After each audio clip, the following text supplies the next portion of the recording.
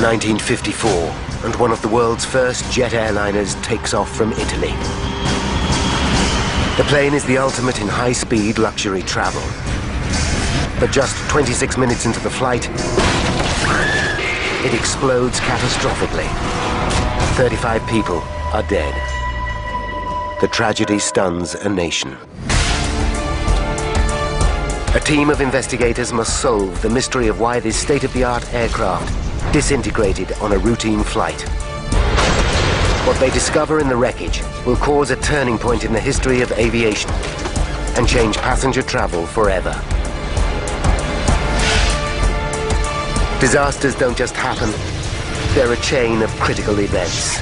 Unravel the clues and count down to those final seconds from disaster.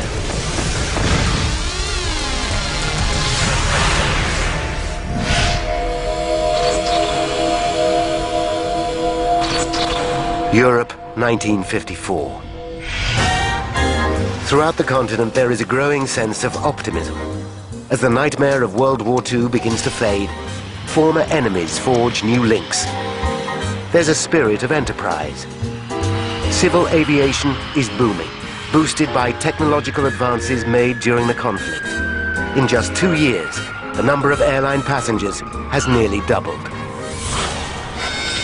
9:30 a.m., Sunday, January 10th, Rome Airport. Here, a dozen planes come and go every hour. On the tarmac stands Flight 781 en route from Singapore to London. The plane is a British-built de Havilland Comet. It's the marvel of its day and the perfect symbol of the new technological age. The Comet is the world's first passenger jet, and it's halving journey times around the world. The pride of Britain sends a message of superiority to every aircraft manufacturer in the world. A dream comes true. At Hatfield Airport, the Comet, the world's first all-jet airliner. Begun 3 years ago, the airliner that makes every other passenger plane out of date will go into operation within 18 months. The revolutionary design is based on de Havilland's hard-won military expertise. The plane is powered by 4 Ghost jet engines and carries 42 passengers and crew at up to 800 kilometers per hour, almost twice as fast as its nearest competitor. To help it achieve this staggering speed efficiently, it flies at a height of up to 12,000 meters, where the air is thinner. Until now, such performance was the preserve of military jet fighters. 20 months after the launch, there are 17 of these aircraft in service. 9 are owned by the British Overseas Airways Corporation, or BOAC, and among them is Flight 781. 9:40 a.m. BOAC engineer Jerry Bull inspects the Comet's undercarriage. He checks for fuel leaks, tire damage, and marks on the airframe. He pays attention to the aircraft's high-tech, ultra-lightweight aluminium skin. It's extremely thin and vulnerable to damage. You're looking for this incidental damage. There was none as far as I can recall at that stage. So my own thought at the time was walking, well, we've got a clean aeroplane today. At 10 a.m., Bull completes his final checks. The flight crew join him. The captain is Alan Gibson. At 31, he's one of BOAC's youngest pilots. Captain Gibson was a man of very good ability, not a person who would panic about anything. He was, confident. In Rome Airport Terminal, members of the new jet set enjoy breakfast. Many are children returning to England for a new school term. They're excited about flying on the world's first passenger jet. Also on the flight is renowned BBC reporter Chester Wilmot. He's returning home after covering a tour of Australia by the recently crowned British Queen. Chester is a devoted family man with 3 children. He's especially close to his 10-year-old daughter Jane, who was born deaf. She is devoted to him, unaware that he's one of Britain's best-loved broadcasters. Uit de verdoving. And I knew that he was busy, I knew he was on television, I knew he wrote books. But I don't think I even twigged how famous he was. He was just my dad. 10:05 a.m. and the last pieces of luggage are stored in the hold of Flight 781. The plane will be flying today with 29 passengers and 6 crew members on board. One of the passengers is 23-year-old Bernard Butler. Bernard is an electrical engineer who's been working in Bahrain to save money for his forthcoming wedding. His fiancée is Pat Knight. They've been engaged for 2 years and plan to marry in a fortnight. I'd made the bridesmaids' dresses. All the invitations had gone out. And we'd already received wedding presents. Everything was planned. Bernard is returning home with a surprise. He's picked out a dress for Pat to wear at their wedding. At 10:18 a.m., all pre-flight checks are complete. Captain Gibson signs to confirm that everything is in order. Captain Gibson seemed very relaxed, also looking forward to getting home. Flight 781 is just one of 5 BOAC services from Rome to London today. An older generation of slower propeller-driven airliners make up the other flights. At 10:19 a.m., a BOAC Argonaut, also bound for London, thunders down the runway. Captain Johnson is at the controls.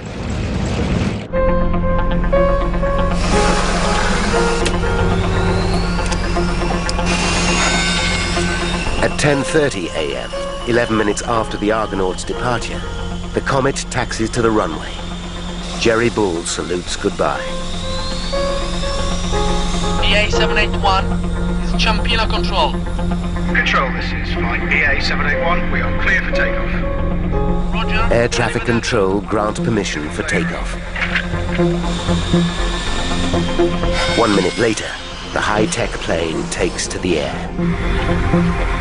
It's a sunny day, and conditions for flying are perfect. The journey to London will be exactly 2 hours and 37 minutes. The gleaming jet will arrive at London Airport a staggering 2 hours before the propeller-driven Argonaut. Such speed is so far beyond anything produced by American rivals Boeing and Douglas that Comet's manufacturer de Havilland expect to dominate this booming market. Throughout Britain, expectation is high, from Prime Minister Winston Churchill down. It was important from the British point of view to have our aircraft in the air, and an aircraft which was far better than anything else. So it was a booster. But since the Comet entered service 20 months ago, there have been 2 accidents with the loss of 54 lives. In March 1953, one crashed on takeoff in Pakistan. 2 months later, severe weather was blamed for a second disaster in India. As both accidents occurred in difficult conditions, reliability of the Comet is not in question. At 10:38 a.m., Flight 781 climbs to an altitude of 11,000 meters, twice as high as any other passenger aircraft. To achieve this, while allowing passengers to breathe comfortably, the engineer operates a pressurization system from the cockpit. As the Comet rises, the air pressure inside the cabin is maintained at the equivalent altitude of 2,500 meters, a level easily tolerated by the human body. But for some passengers, adapting to this new sensation is difficult. Soon, though, they acclimatize and settle back into their seats for the flight. What they cannot know is that they will never make it to London.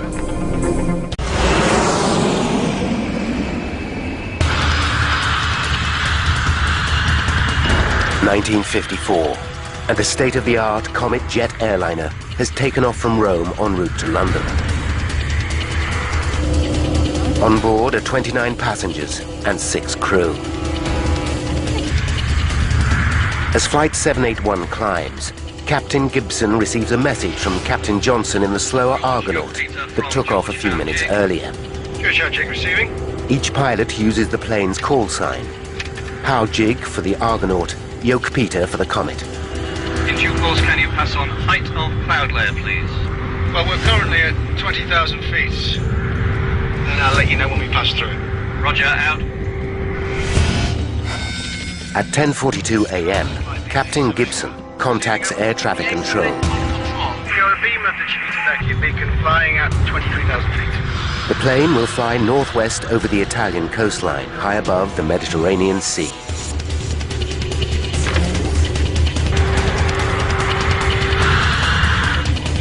Would you like some tea, sir?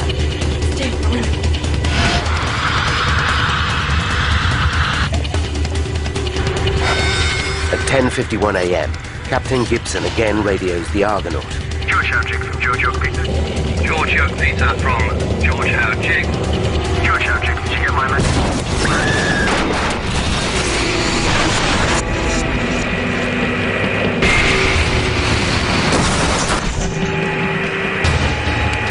The message ends mid-sentence. Yoke Peter, come in, please. When Captain Johnson gets no response, he contacts Rome Airport. We've lost contact with BA 781. They just seem to have disappeared. Can you raise them? At 10:56 a.m., the airport controller tries to contact the Comet. Without success. They fear something is terribly wrong. 200 kilometers northwest, on the island of Elba, a group of Italian fishermen are repairing their nets.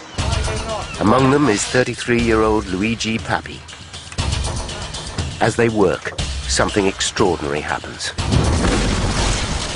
I felt a break in the air, and then there was a bang, and I heard a sound like thunder, but it was not like any thunder I'd ever heard before.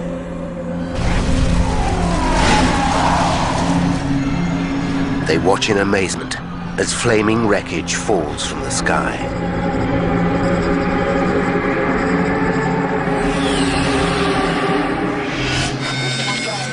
At 11:15 a.m., air traffic control receives word that a plane has crashed into the sea off the island of Elba. It confirms their worst fears. Jerry Bull hears the news.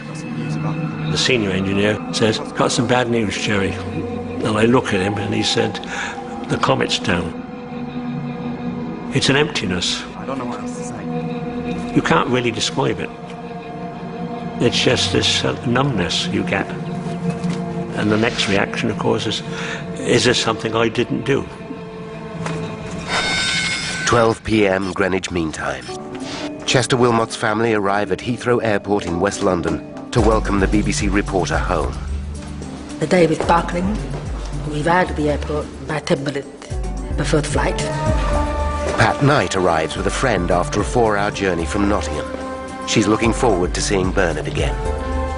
It was 11 months since I'd seen Bernard, and I was very excited that he was coming home and I was going to see him.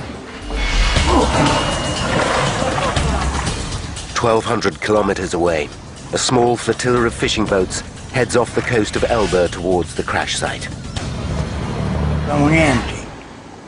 At first, we saw nothing. Then we saw a flock of seagulls which were pecking at something. So we headed straight for the seagulls. And that was where the plane had crashed.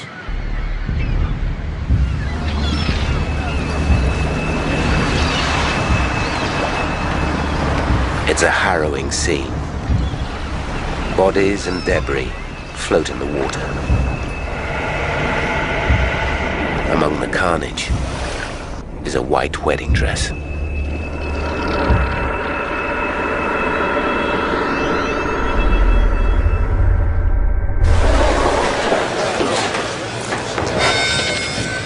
.30 p.m.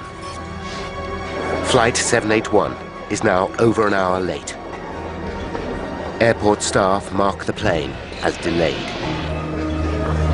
Jane Wilmot keeps a close eye on the arrivals board. Mother wanted to keep me busy. So she was sending me off to keep asking questions. Plane delayed, plane delayed. Jane suddenly notices that all reference to Flight 781 has been removed. She decides to ask at the BOAC desk.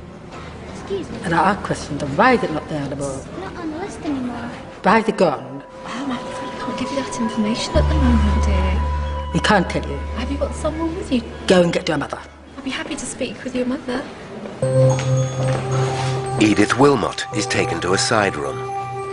Her children wait outside. They still believe their father's plane is delayed. How this? Oh well. These things happen. Minutes later, Edith returns visibly shocked and close to tears. Darlings, there's been an accident. She tells her children that Chester is dead. Jane will never see her beloved father again. I just couldn't believe it was happening. But I'm very upset because I knew he was coming home for my birthday. And I kept on saying to myself, it wasn't his fault. He wasn't the pilot.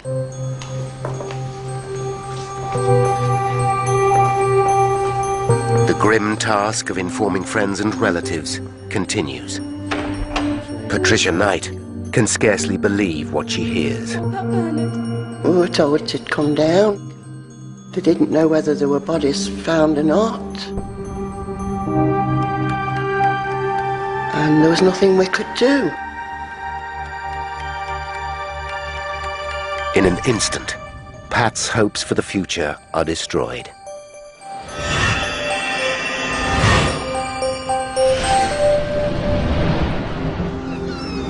In Italy, the fishermen begin the gruesome task of recovering bodies.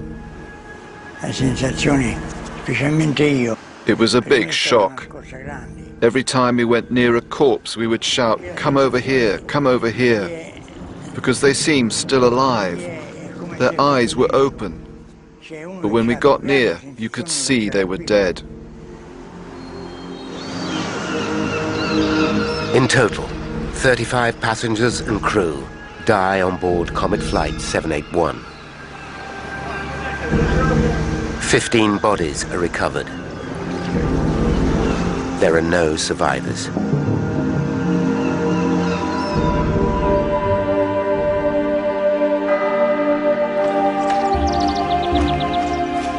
The dead are carried to a small chapel in Port Azzurro.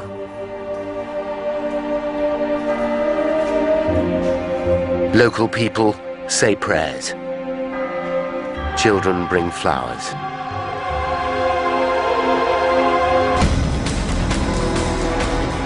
The horrific crash is headline news around the world.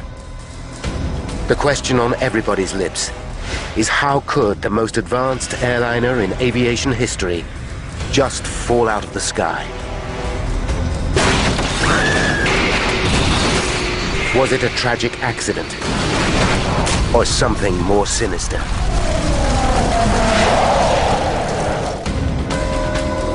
In 1954, the mysterious crash of the Comet dominates the thoughts of the British nation. What could have possibly caused the most advanced passenger plane in history to disintegrate in mid-air? Within hours of the crash, a team of experts working for BOAC begin a technical examination of the Comet fleet. They must discover if there's a flaw in the design or a manufacturing fault. Britain's position as the world leader in passenger jet travel depends upon it. The inquiry that follows will turn into one of the most complex and important in aviation history. Now, by going deep into the investigation, we can reveal the critical chain of events that caused the downing of Flight 781. Paul Withy is an aviation metallurgist. For 6 years, he studied the Comet investigation and is an expert on this turning point in aviation safety. Wiki knows that with no established protocol for air crash investigation, it was an epic task. The difficulties they faced as an investigation team was to develop a whole new series of techniques for looking into a major air crash. And they had to really invent tests, invent methods of doing things as they went along. But Wiki needs to be sure that this landmark case actually did get to the truth. Now, for the first time in half a century, he will re-examine the vital evidence. If he discovers their findings are wrong, it will rewrite the history of air crash investigation. From the beginning, the inquiry team are faced with an enormous challenge. In 1954, the investigation team had no black boxes. They had no flight data recorders. They had no way of understanding what was going on in the plane at the time of the accident. Their best clue, the aircraft itself, lies at the bottom of the Mediterranean Sea. Without the remains of the plane, the team know they must unravel the mystery with the flimsiest of evidence. With little to go on, the press speculate that sabotage might be the cause of the crash. These are the early years of the Cold War, and there are fears that subversive communists may be responsible. Sabotage, a bomb. I mean, that came up fairly rapidly, you know, it has to be. How did it happen? A bomb could have been hidden on board while the plane was taking on extra baggage. It's only a theory, but if true, it would at least eliminate doubts about the safety of the Comet itself. With the pride and prosperity of a nation riding on the Comet's success, a close eye is kept on the investigation from the very top. Winston Churchill himself. If saboteurs are responsible, the investigators know they must come up with hard evidence. They know that Flight 781 would have been flying at around 11,000 meters when something caused it to break up and fall from the sky. The Italian fishermen provide a few clues. I saw a huge ball of fire rotating and plunging into the sea. It left a huge, huge cloud of smoke. Captain Johnson, pilot of the Argonaut, deepens the mystery. The radio went dead in mid-sentence. Everything just cut out instantly. But it's the victims themselves that provide the biggest mystery. Within hours of the crash, Italian pathologist Dr. Antoni Fornari examines the bodies. Despite Fornari's considerable experience, he finds a pattern of injuries he has never seen before. The victims suffered broken limbs and damaged ribs, injuries sustained after death. But what confuses Fornari is that many of the bodies have fractured skulls, wounds he discovers that were sustained before death. He finds another puzzling clue. The lungs of almost all the victims are extensively damaged. Many have ruptured like an exploding balloon. To top it all, Fornari finds no evidence of a bomb blast. It's a strange, perplexing picture, and he's baffled. With so little evidence, the investigation hits a dead end. Concerned, Prime Minister Churchill summons his advisors and takes an unprecedented step. Churchill commands the Royal Navy to retrieve the wreckage of Flight 781 from the seabed. His orders are simple. Endeavor to locate and solve Comet. The task, however, is anything but simple. There has never been a salvage operation like it before. The wreckage lies at a depth of 120 meters, and no one knows exactly where. Today, if an aircraft crashed in similar circumstances, the black box recorders would have transponders and would lead the investigators and the recovery teams to the spot where the aircraft was. The Navy didn't have that information. HMS Wrangler, an anti-submarine frigate, searches an area of 260 square kilometers. 3 salvage vessels are on hand to help. They're equipped with the most up-to-date technology, including an underwater camera and a deep-sea observation chamber. But progress is delayed by bad weather. Then, on February 12th, 33 days after the crash, Navy experts identify the first piece of the Comet wreckage on the underwater camera. Divers descend to the seafloor.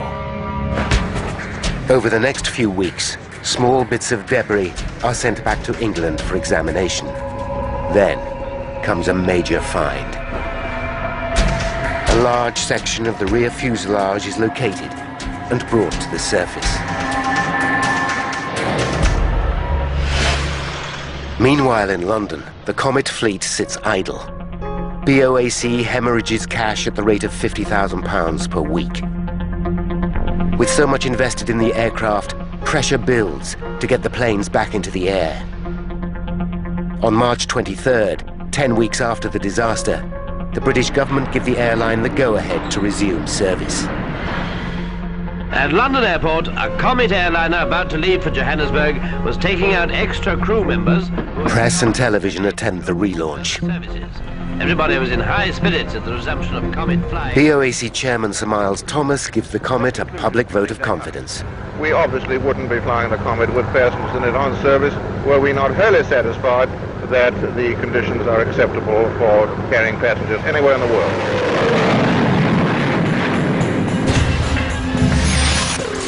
Wreckage from Flight 781 arrives in England piece by piece.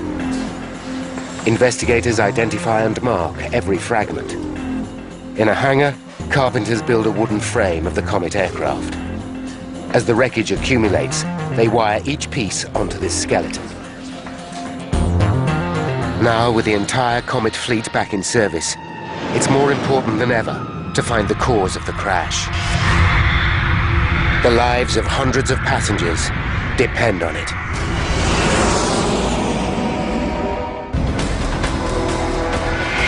April 1954. While investigators urgently look for clues into the crash of Comet Flight 781, the British government give BOAC the go-ahead to relaunch their Comet fleet. It's a terrible mistake. At 6:32 p.m. on April 8th, 16 days after the resumption of flying, a Comet takes off from Rome bound for Egypt. 14 passengers and 7 crew members are on board. 33 minutes into the flight, the pilot reports that he's on course flying at 11,000 meters. It's his final message.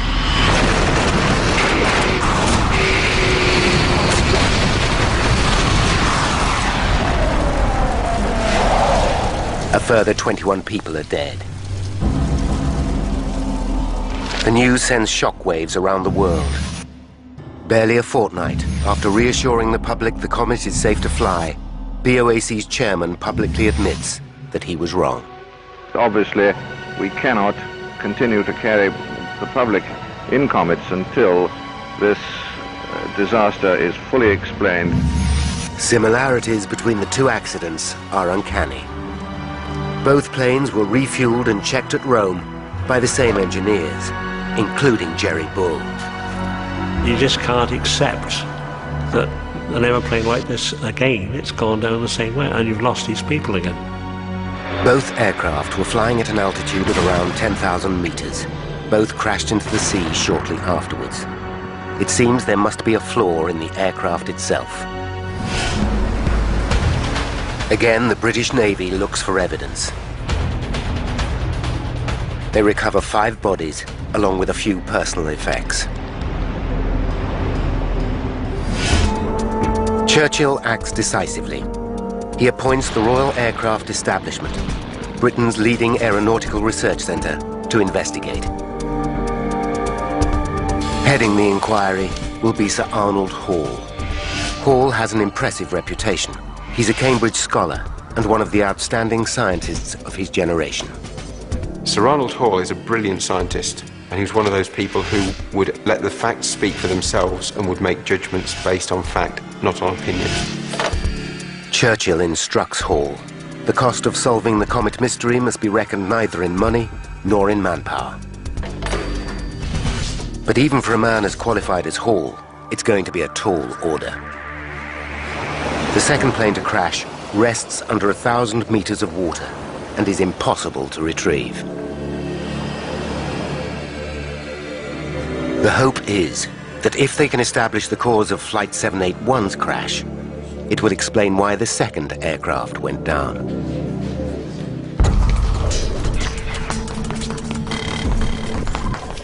Over the next 4 months, 781's wreckage is methodically pieced together at Sir Arnold Hall's headquarters in Farnborough. It's groundbreaking work. Never before on that scale had an aircraft been reassembled by anyone, and the investigation team had to learn how to do it and develop the techniques and tools to reassemble a very badly damaged aircraft. As they examine each piece of debris, they find intriguing clues. Bits of carpet, pills from the first aid cabinet, a corner of a mirror from the toilet, and scraps of passengers' luggage are all found wedged into the rear end of the fuselage, under the root of the tail fin. It suggests an explosion at the front of the cabin that blasted personal belongings to the rear of the plane. The question is, how and where did the explosion start? As the wreckage begins to provide some clues, so too do the victims. 4 of the bodies retrieved from the second crash are flown to Britain for post-mortem. The pathologist finds identical injuries to those of Flight 781, fractured skulls and ruptured lungs. Hall has a hunch. Could the entire plane have burst like a balloon? After all, the pressurized cabin designed to keep passengers comfortable would mean that the aluminium skin of the Comet is highly stressed. Any structural failure, and it might simply explode of its own accord. Such a violent decompression, as it's called, has never happened on a passenger plane before, but Hall and his team believe this could explain the terrible injuries. To test the theory, they stage a pioneering experiment. The team build a Perspex model of the fuselage, 1/10 the actual size. The cabin includes 28 miniature seats with 6 dummies. The model is housed inside a pressure chamber. When the pressure in the fuselage is increased to 8¼ pounds, the equivalent of flying at 12,000 meters, the team deliberately rupture the model.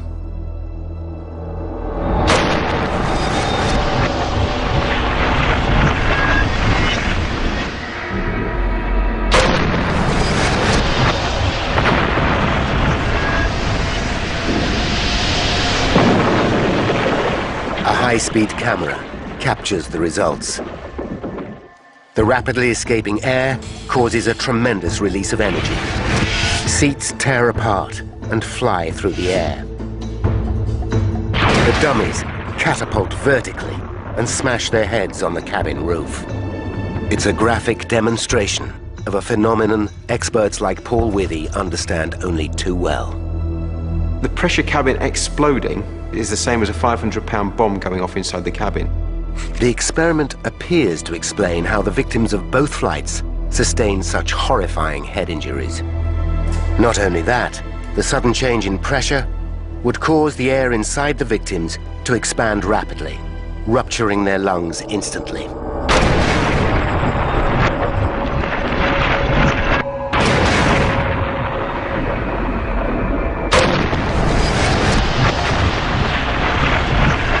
If explosive decompression can explain what happened to both planes, the team must discover exactly what caused the weakness in the structure of the fuselage. But a failure in the aluminium skin seems implausible. The manufacturer's own tests show the natural life expectancy of the fuselage is over 10,000 flights, many more than the number flown by the 2 crashed planes. Nevertheless, Sir Arnold is not a man to leave any stone unturned. He decides to put the entire airframe to the test. Sir Arnold Hall decided that failure of the pressure cabin could be one of the possible causes. And because he wanted to make sure that everything was looked at, this was just one of the tests that was performed. Before testing begins, the team look closely at the Comet design. They discover that to withstand the stress caused by repeated pressurizations, the skin of the aircraft must be immensely strong, but it must also be extremely light. In order to achieve this, de Havilland developed a lightweight aluminium alloy skin, just over 0.5 millimeter thick.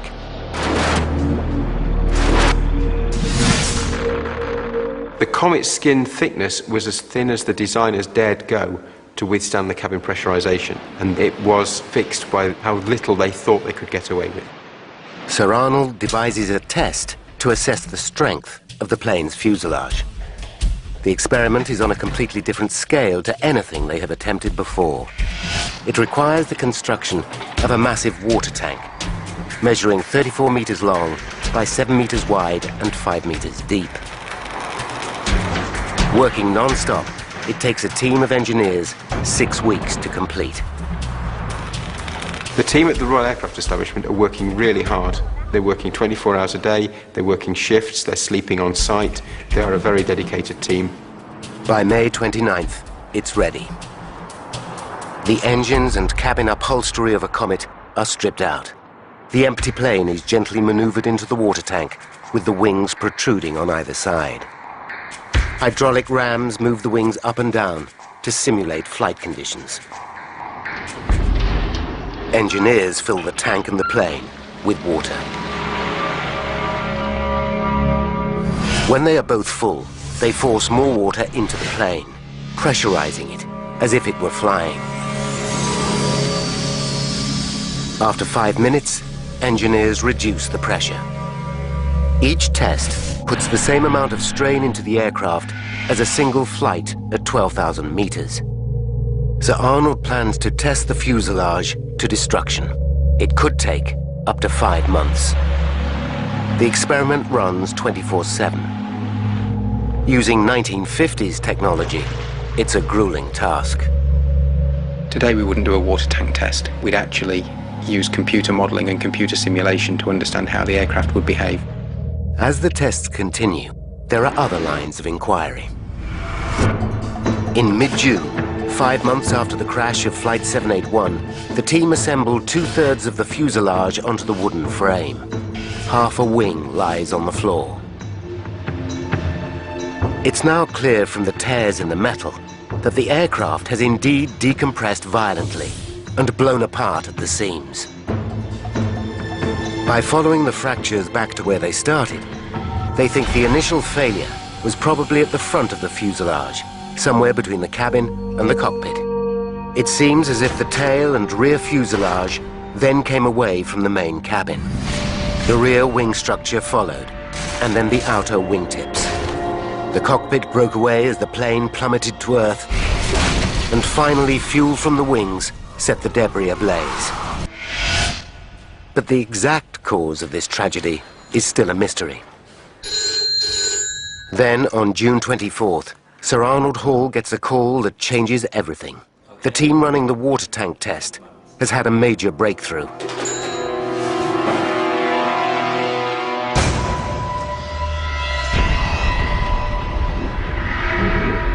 Less than a month after testing began, after the equivalent of just 3,000 flights, the Comet fuselage ruptures. Engineers immediately drain the tank, and Sir Arnold Hall inspects the damage. There is a massive tear in the aircraft's skin, 2 meters long and 1 meter deep. The tear follows the line of the plane's windows and doors. It's a shocking but vital turning point. They have uncovered a major weakness in the structure of the Comet. The entire fleet seems to be fatally flawed. I think everybody was thunderstruck. De Havilland certainly were thunderstruck because they didn't expect a Comet airframe to fail so soon in its life. But what triggered such a dramatic failure?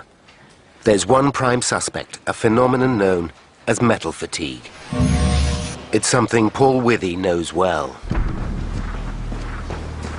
This is a piece of aluminium sheet similar to that which was used on the Comet skin, but much thinner. One cycle of load isn't going to fail it at all. But if I repeatedly load it, like this...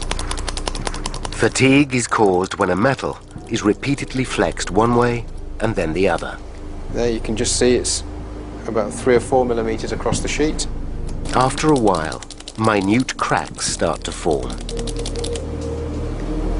Cracks growing further and further across the sampler. The cracks steadily increase in size, and eventually the part fails. But there are two problems with this explanation. Metal fatigue leaves a telltale microscopic pattern on the surface of the metal. Although in the 1950s, the technology for detecting this pattern is in its infancy, none of the parts reclaimed from the sea seem to show any sign of it. Secondly, before the Comet went into service, the manufacturers did extensive fatigue tests to find out how the fuselage would behave under repeated pressurizations. It passed with flying colors. Sir Arnold knows he must come up with hard evidence to prove the theory. He must find a part of Flight 781 that shows signs of the fatigue. The piece of evidence that Sir Arnold needed above all other was that source of fatigue crack growth that he knew was there in the airframe somewhere. A single piece of wreckage is all that's needed to validate the entire investigation. But this crucial evidence still lies at the bottom of the Mediterranean Sea.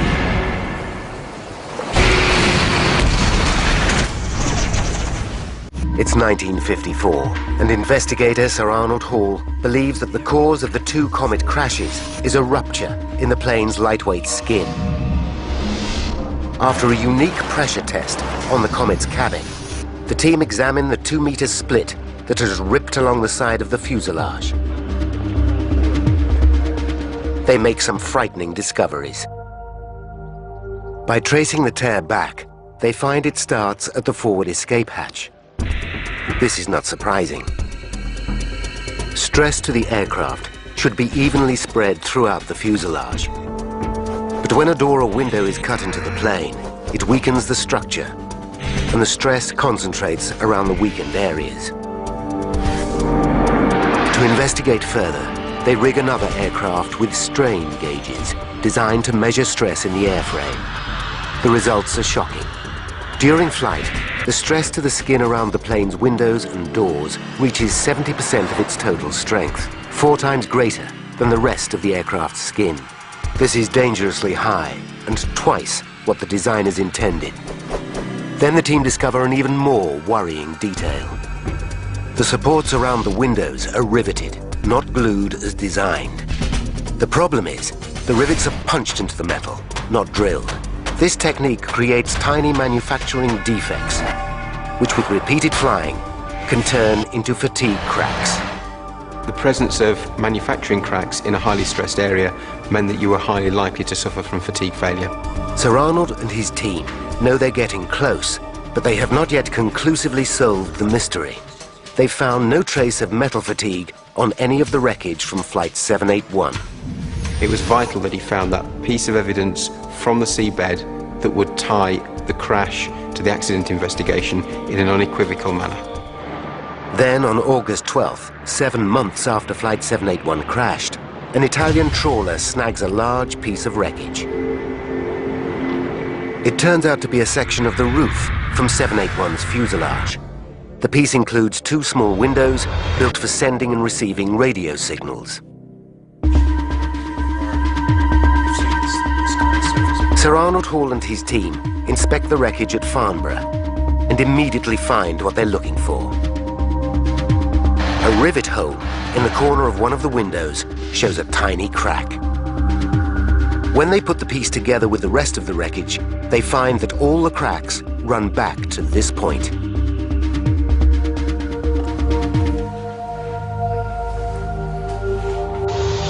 They have their missing clue. The future of the Comet, the world's first passenger jet airliner, hangs upon the outcome of a court of inquiry being held at Church House. On Tuesday, October 19th, after 6 months of grueling work, Sir Arnold Hall presents his findings to a court of inquiry. But one detail fascinates Withy. In 1954, the techniques for analyzing metal fatigue were crude. The final piece of wreckage was examined with an ordinary microscope, and the team relied on experience to make their conclusion. Today, London's Science Museum safeguards the crucial piece of wreckage. Paul Withy goes to see the historic item for himself. No one has ever used modern methods to re-examine the evidence. Using 21st century know-how, Withy wants to look again at the wreckage and check that Sir Arnold got it right. In order to preserve the damaged section, it has been mounted onto a plate.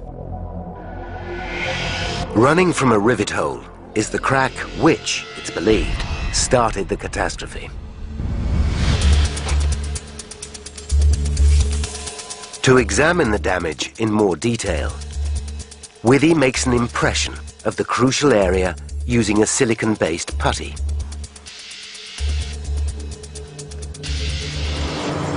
Then, at Imperial College London, Withy uses an electron microscope to examine the sample. Magnifying the crack about 200 times, Withy shows what Sir Arnold would have seen. This is the fatigue crack we saw on the Comet skin, and Sir Arnold Hall and his team could see that using their techniques of the day.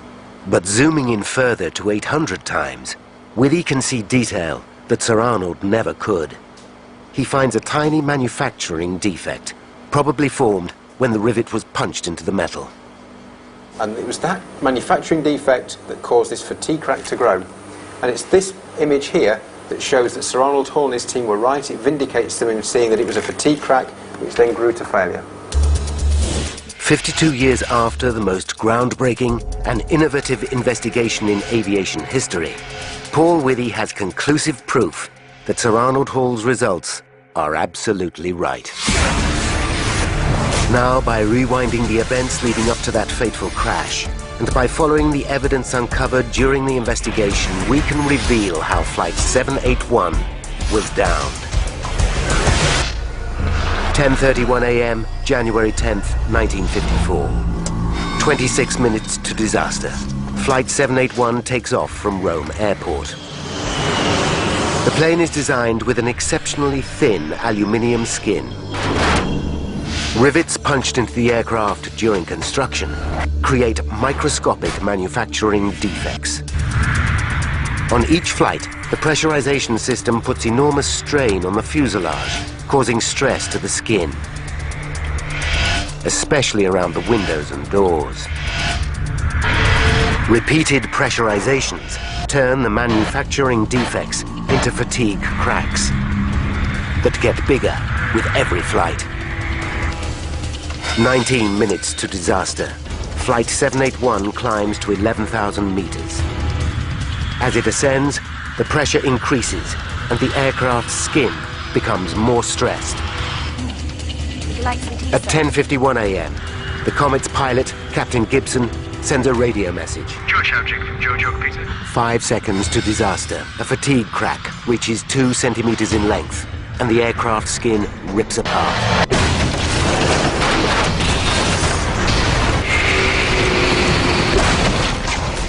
At 10:57 a.m., the shattered pieces of Flight 781 fall from the sky.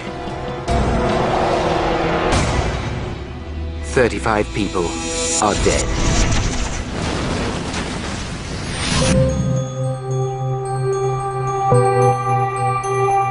On the island of Elba lies a memorial to those who lost their lives over 50 years ago. The pain of the tragedy will never be forgotten, but the scientific understanding gained during the investigation is comfort to some. I know it gave my mother a great deal of comfort that the test they did on the following the Comet crash did save people's lives later. 4 years after the crash, the Comet did fly again, but it never achieved the commercial success it once promised. In the interim, American company Boeing developed their own passenger jet and became the dominant force in the world of aviation. The de Havilland Aircraft Company went into decline and were eventually taken over. Passenger air travel had changed forever.